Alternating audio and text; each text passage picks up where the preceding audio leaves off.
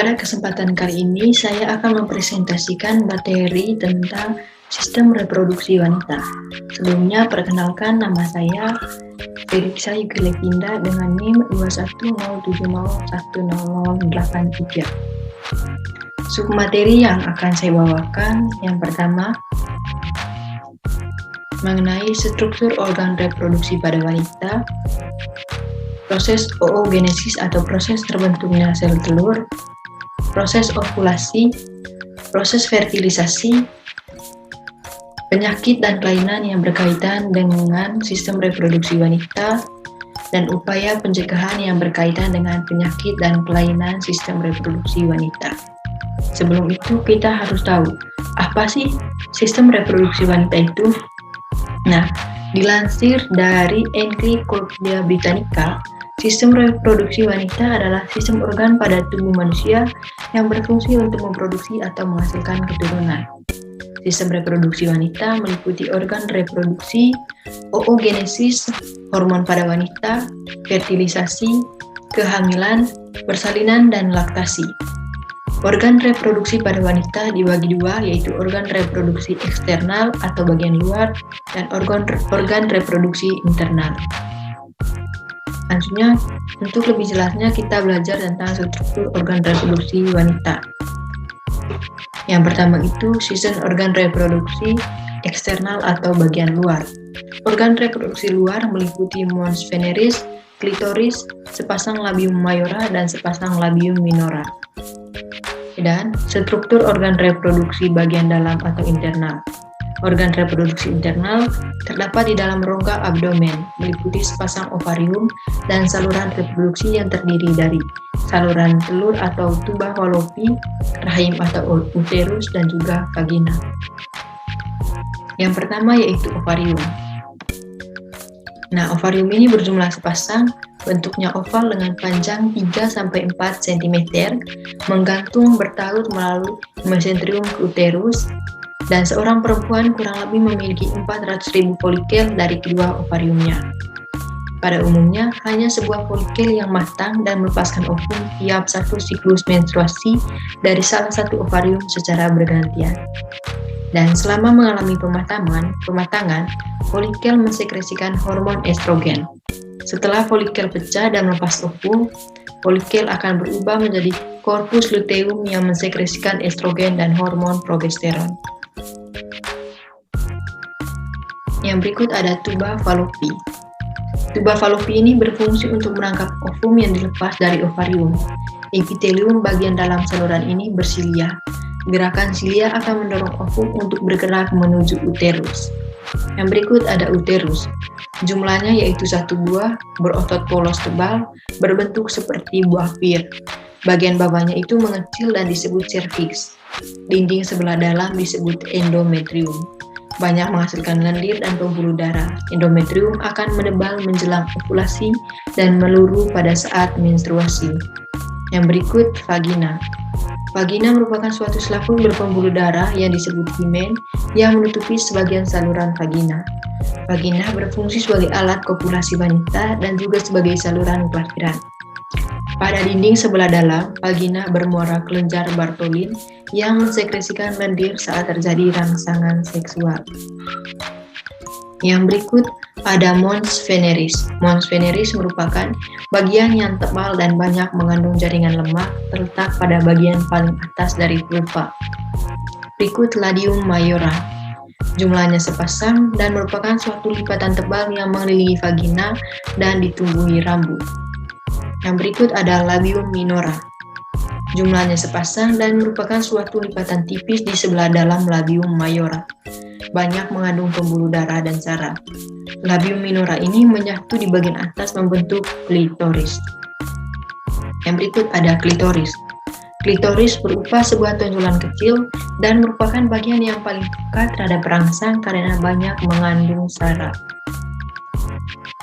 Yang berikut adalah proses oogenesis atau proses terbentuknya sel telur.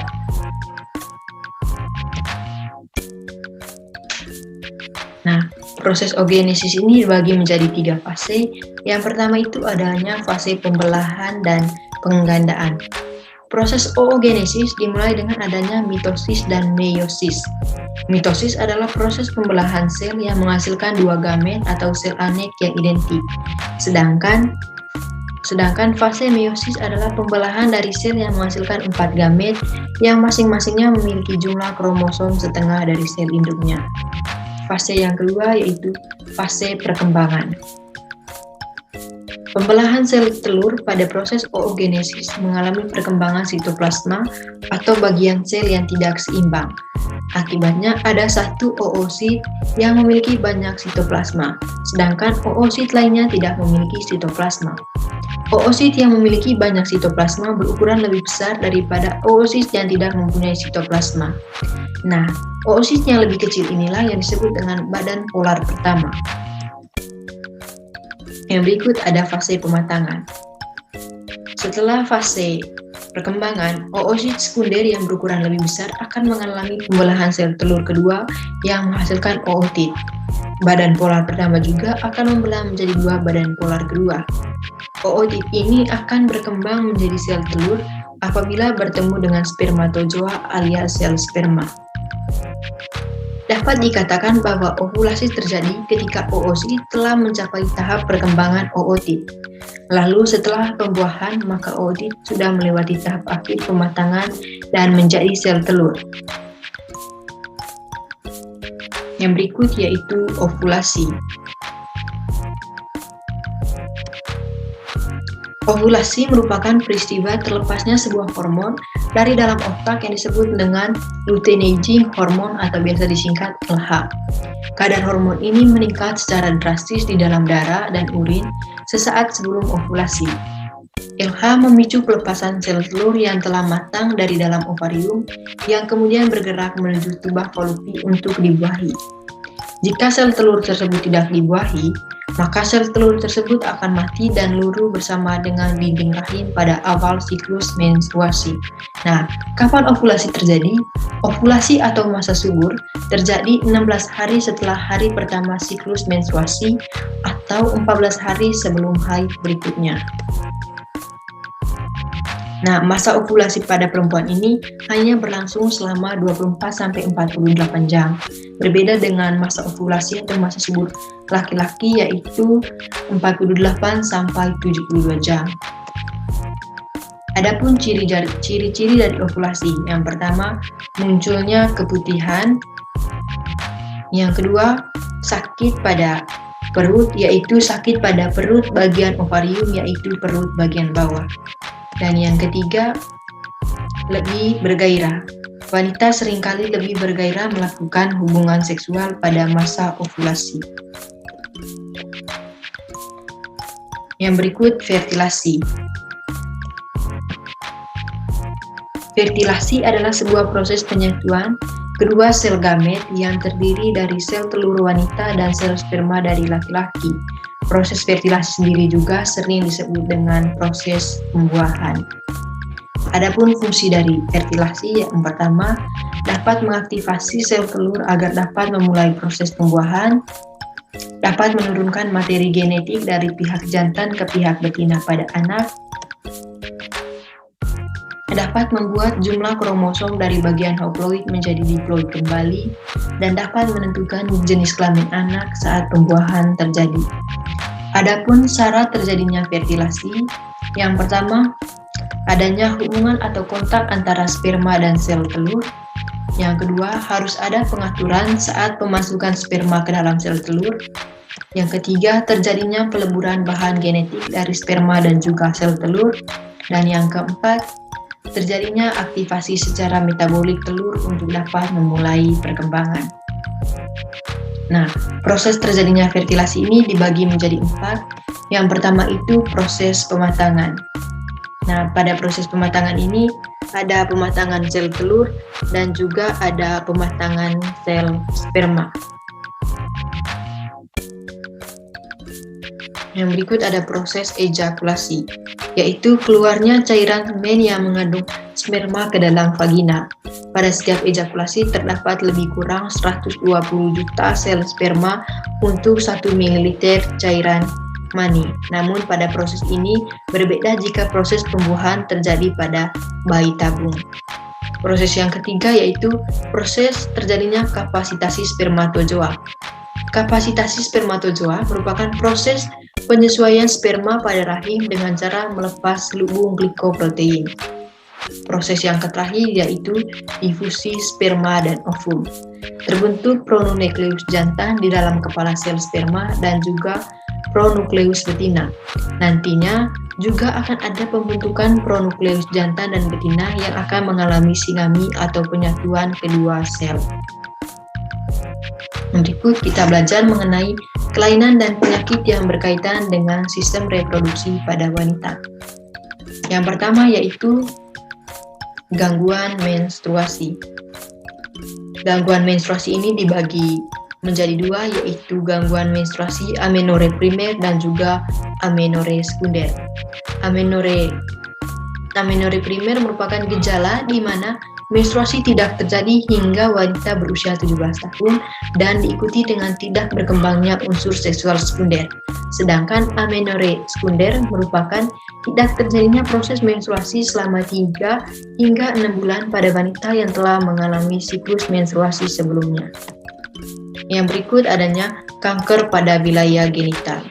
Penyakit pada sistem reproduksi manusia ini banyak dijumpai biasanya pada wilayah ovarium, serviks, dan juga vagina.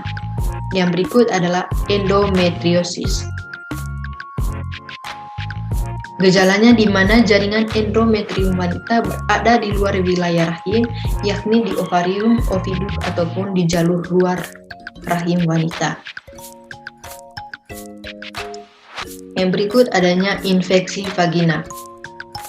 Menampakkan gejala antara lain keputihan berlebih dengan bau yang sangat menyengat dan disertai dengan rasa gatal.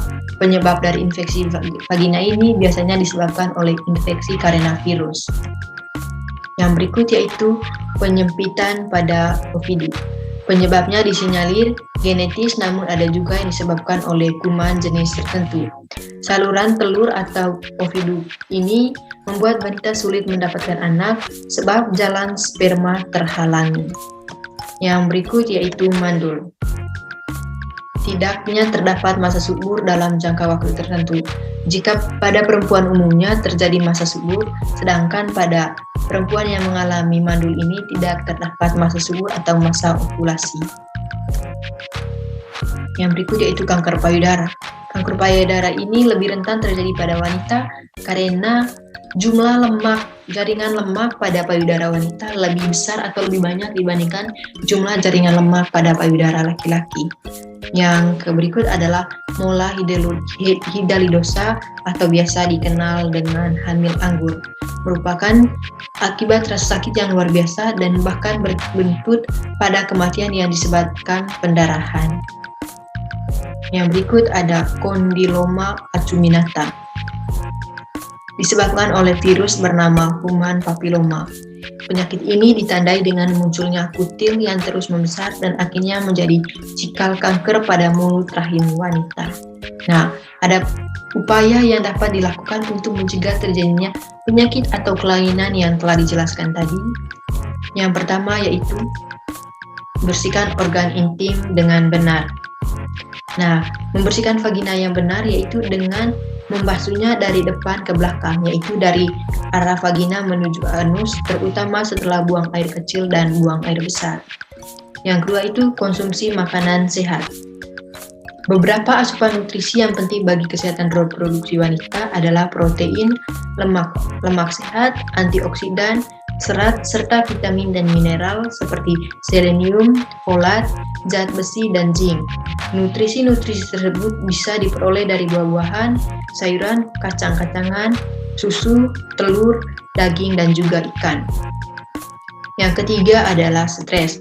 Karena jika stres berlebih dapat menyebabkan depresi, gangguan cemas, dan bahkan gangguan kesuburan. Oleh karena itu, penting untuk mengurangi stres agar tidak berdampak lebih lanjut pada kesehatan reproduksi. Yang keempat, menjaga berat badan. Menjaga berat badan tetap ideal atau sesuai dengan indeks massa tubuh. Berat badan berlebih atau justru terlalu rendah dapat mengganggu ovulasi atau masa subur dan produksi hormon yang mengatur kesuburan seorang wanita. Yang kelima, melakukan kebiasaan sehat. Contoh kebiasaan sehat. Yang pertama yaitu berhenti merokok, hindari minuman beralkohol, istirahat yang cukup dengan tidur 7-9 jam setiap malamnya, menghindari penggunaan obat-obatan dan suplemen termasuk obat herbal yang tidak dianjurkan oleh dokter, menggunakan alat kontrasepsi untuk mencegah kehamilan yang tidak direncanakan, dan menghindari perilaku seks bebas atau seks beresiko.